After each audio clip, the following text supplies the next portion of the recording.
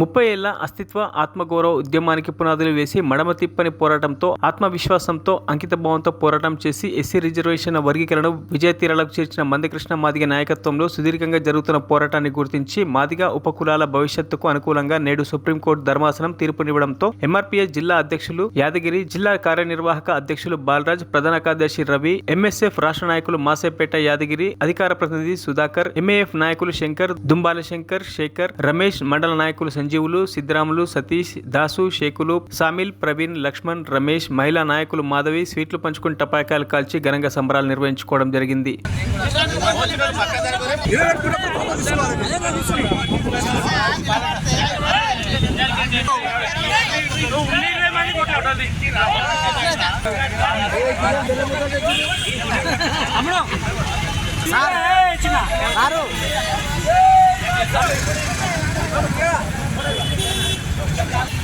MRPS వ్యవస్థాపకులు గౌరవ శ్రీ మందకృష్ణ మాదిగ గారి నాయకత్వంలో సుమారు 30 సంవత్సరాల ఎస్సీలను ఏపీసీలుగా వర్గీకరించాలని, రాజ్యాంగంలో ఉన్నటువంటి ఎస్సీల రిజర్వేషన్లను 59 కులాలకు సమానంగా పంపించేయాలనే ప్రధాన డిమాండ్ తోటి 1994లో ప్రకాశం జిల్లా ఈదుమూడిలో 20 మందితో మొదలైనటువంటి మాదిగ తండోరా 2000 సంవత్సరం వరకు అకుటిత దీక్షతో పనిచేసి 2000 నుంచి 2004 వరకు రిజర్వేషన్లు సాధించిన చరిత్ర ఎంఆర్పీఎస్ కు విషయాన్ని గుర్తు చేస్తా ఉన్నాం.